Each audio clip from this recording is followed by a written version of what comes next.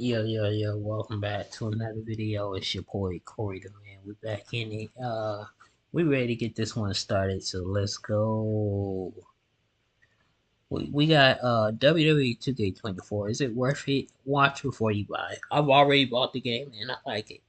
It's pretty good so far. Wish they would add some better community creations so I could, I don't know, buffing up the roster some more. Basically cheating. Not bad so far. Today, guys, I'm going to give you my own review of WWE 2K24. I've had the game for about 3 days and some change now, and I've put in a lot of hours. WWE 2K24 has been a really cool experience. It's been better than I could imagine. And when I mean that is that I was really excited for the game, but in the back of my head, I'm like, 2K does an incredible job at getting us hyped, but sometimes the game is just not there. And confidently, after 3 days, I can say the game is there. This is probably the smoothest gameplay we've had in a WWE game in years. 2K14 was my favorite WWE 2K game before this one. I know a lot of people like 2K19. It kept the series alive while 20 was just out there just producing garbage. But 24 is a fresh breath of life into the series. 2K24 is the most detailed game that I've played in a really long time, probably since 14, because a lot of the stuff that you can do in this game you could do in 14, but this year you can do it even better. Just the selling in the game, the way the game looks beautiful, especially when you go into a daytime WrestleMania arena. You can look at the WrestleMania 31 arena and the WrestleMania 39 arena. They look awesome. It's funny because I don't like watching wrestling during the day, but in the game I prefer to go into all the daytime arenas because it just looks sunny, it looks good, the shadows are hitting. Just to talk about some of the modes here, guys. So universe mode, I don't really got to explain myself too much. If you guys watch the hands-on video, go on ahead and watch that. I basically tell you some of the new stuff that they brought in. New stuff that really stood out is the cash-in. Everything else is basically copy and paste. Is a little bit more immersive. You get the new match types in the game. Aside from that, though, universe mode is not really hidden. There are no faction rivalries. There's nothing really new in universe mode that stands out to me. Everything just works how it was supposed to work last year because it was a lot of bugs, and this year it works as intended. So it's much more polished, but no additions. Promos would have been something that would have been very welcomed into the game. No, they wouldn't. But 2K decided that they didn't want to pull the trigger just yet on promos, so I get it.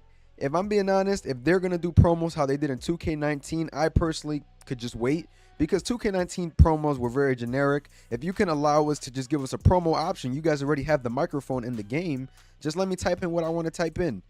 I don't know though. Universe mode to me, I would rate the mode about a 7 out of 10 as a full mode, but in terms of improvements, that's gonna be like a maybe a 3. My GM, that is probably the most improved mode in WWE 2K24. With the trade feature, being able to negotiate for certain weeks to have wrestlers, it's a good time. It's fun. I plan to do a series where I go on ahead and stream it and you guys help me get the matches right and all that. It's cool. It's something that I do enjoy. So, I don't know, man. I really think that my GM is there with the best of them. I really like my GM, and I would probably say that it's the best mode in the game right now. And then you have Universe. I know both can kind of go back and forth. I know everybody has their own cup of tea, but in terms of a mode that really has been updated, it's probably my GM.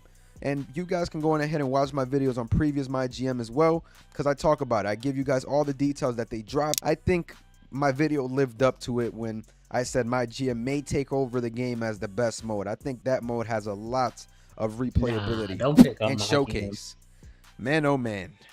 Bro, after 5 weeks, you gonna be so was bored. Garbage. Showcase was not good. Showcase was probably the worst showcase experience I've had because I had to force myself to play it to get the arenas, but I did find some stuff out. I did post those videos yesterday, so you guys can go on ahead and check that out if you want to finish it fast and have version. the I gotta do the of whole WrestleMania showcase pack because that would be the only way I'm not you can in no rush fast and get everything unlocked how it's intended. Showcase just feels lazy. A lot of the cutscenes are just lazy, and then you have go to the northwest turnbuckle, put your opponent on the top, then do this, and it's like, bro, I know my directions, but like this is crazy. And it's like there's nothing important sometimes that they go and make us do an objective for. Like you can do 6 to 7 objectives max, give us more freedom throughout the match, and I guarantee you players would have a better experience. but some of these matches have 17, 18 objectives, and that's just way too many. It makes the match feel long. It makes the showcase feel tedious. It makes it feel not fun. I'm glad I got it out the way, and my save better not corrupt because I'm not doing it again. Because that's one thing with 2K. The last couple of years, my saves corrupt too much. But showcase was just, I don't know, man. I know some people liked it, but it's just those cutscenes. If I wanted to watch it, I go on Peacock or WWE Network. I don't want to watch a documentary that way where it slings me out of my game into some real life footage. Please, just do the game engine cutscenes. And I know that takes more time, but they did the in-game cutscenes from 2K15 to 2K19, I believe. After 20, 22, 23, 24, it might have been 22 that they introduced it. You guys let me know down below when they introduced the slingshot mechanic. But personally, the slingshot mechanic is the worst mechanic they could ever put in the game, especially for us content creators, because we cannot go on there and showcase because we already know what's going to happen if we do that. Personally, I don't like it. I know some people do. The unlockables do make it worth it because it's really good unlockables, but very tedious and very lazy. And that's all it felt like to me. The My Rise, I've dabbled into it. I've watched videos. I haven't really been able to play the full thing, so take my opinion with a grain of salt. The cons that I have for My Rise is in the backstage area, you stand there and you got to actually choose who you want to talk to, just like last year. If we can get a Road to WrestleMania experience where we can walk around the backstage area, that would be way better than what we currently have right now. And it's a minor detail, but I think that it would really change the perspective of some players, because some players feel like, again, it's just copied and pasted certain things. Of course, the story arc this year, amazing. From what I see, it looks way better. A lot of wrestlers involved, and it looks like Brock Lesnar was pasted all around this game. And unfortunately, those allegations came out, so we can't get him. But he's a huge part of the My Rise, the showcase. He's just everywhere. So the My Rise is good. And I heard that there are some paybacks behind the women's My Rise and the men's My Rise and My Faction unlockables as well. So all in all, you are going to get some paybacks and everything like that. So it's cool. I think Personally, the My Rise is probably better than most years in terms of story. And I've expressed that before. Already. I like how it has a little bit to do with the actual WWE and not just a complete made-up story. I like the fact that they kind of picked up on some things. And as most of you guys know, Roman Reigns goes on ahead and vacates his title, and then the story arc starts that way. So personally, I think the My Rise is pretty cool, and I think it's something that you guys are going to like. As we know, that is a huge chunk and part of the game that we do play, so I'm definitely a fan. And lastly, guys, we get to My Faction. My Faction has been one of the modes that has unexpectedly gotten most of the improvements in the mode. This is like My GM and then My Faction. Both of those modes really got some nice updates. You have the ranked mode in My Faction, and don't get me wrong, guys, the servers in this game suck, but I'll get to it. Then you also have My Faction Wars. Last year and the year before, we had My Faction Wars, and they were cool. The problem was that it was just 4v4 matches, and you had to play them a lot. This year, there's a lot of replayability. I already wasted all my tickets. They start you off with like 5-6 tickets.